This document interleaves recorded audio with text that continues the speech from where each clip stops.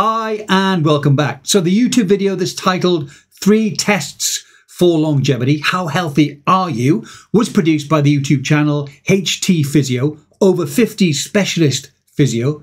Is 10 minutes and 1 second in duration. Let's break that down and let's just look at the really important key points. So for those of you who aren't familiar with this YouTube channel, it's run by a physiotherapist named Will Harlow, who hails from Farnham in the UK. Fun fact, I played rugby at Farnham for 1 season way back in the 1980s.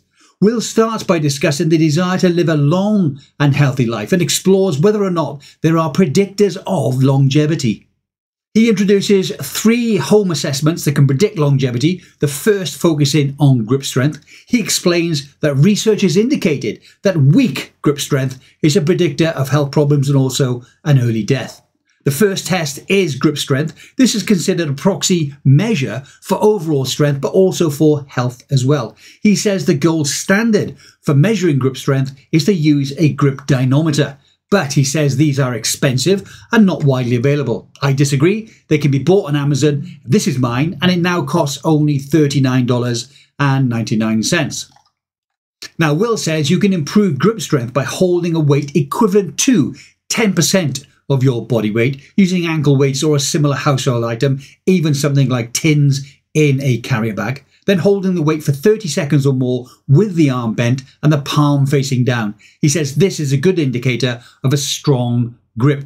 The second test is called the dead hang. This involves hanging from a bar to measure your grip strength. However, he says this test is not suitable for older individuals. And according to him, that's people over the age of 50. I disagree. This is me at 59 years and 9 months hanging from my pull-up bar at home.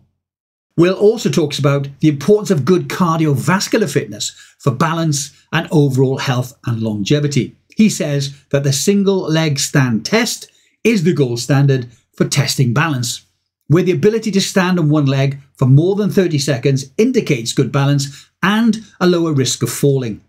Will also talks about the BOLT test, or the body oxygen level test, which measures the efficiency of oxygenation and carbon dioxide systems in the lungs and also the blood. To do this, you take a deep breath in and then you breathe out. And at the bottom of the exhale, once you've finished breathing out, hold your breath. And he says to pinch your nose also. Then measure the time it takes until you first feel the urge to breathe again. A score of 10 seconds or less is concerning and means that you need to work on your cardiorespiratory fitness. 10 to 40 seconds is okay, but still needs work. And a BOLT score of 40 seconds or above is ideal for optimal health, meaning a longer and healthier life. After watching this video, my BOLT score was 38, which means I've got a little bit of room for improvement. And if you did the BOLT test as I was explaining it, let me know your score in the comment section. And if you also did the single leg stand test, let me know what your score was there too. Now, I hope you found this interesting and informative. Hopefully both. Let me know what you think of my condensed just the facts type summary videos, also in the comment section below. And if you'd like me to cover another longevity related video that looks to you like it might be good, but also looks like for some reason it might be too long, let me know the name of that video in the comment section below.